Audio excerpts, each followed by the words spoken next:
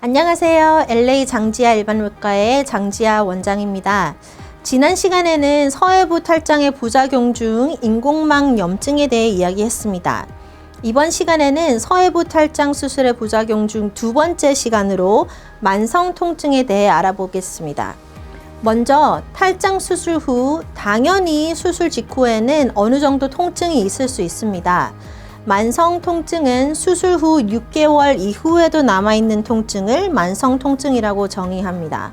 첫 번째로 우리가 광고에서 보던 것과는 달리 인공망을 쓰든 인공망을 안 쓰던 만성 통증에 영향을 미치지 않습니다. 이 말은 인공망을 쓴다고 해서 만성 통증이 생길 확률이 더 높아지지 않고, 무엇보다 인공망을 쓰지 않고 수술을 한다고 해서 만성 통증이 생길 확률이 떨어지지 않습니다. 오히려 인공망을 쓰지 않을 때 재발률은 현저히 높아지는 것으로 나타났습니다. 이 말은 서해부 탈장 후 생길 수 있는 만성 통증은 인공망 때문이라고 보기 힘들다는 점입니다.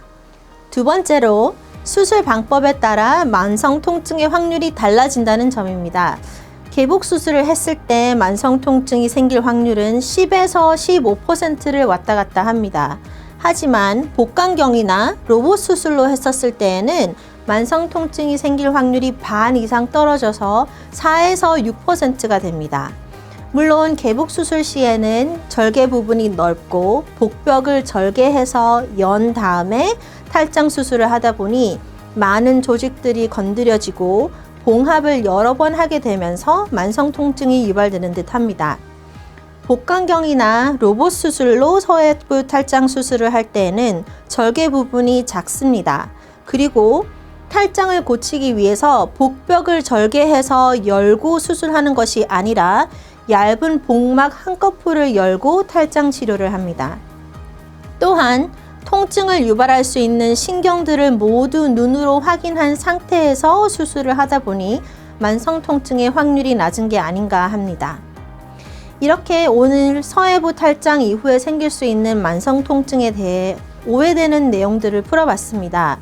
서해부 탈장 수술 후 만성 통증에 대해서는 환자분들이 궁금해하시는 점도 많고 중요한 연구 결과들도 많기 때문에 다음 시간에는 이 점에 대해서 좀 더 상세하게 알아보도록 하겠습니다. 한인 여러분의 건강을 위해 최선을 다하겠습니다. 지금까지 LA 장지아 일반외과의 장지아 원장이었습니다. 원장 선생님, 이러한 만성 통증은 치료가 가능한가요?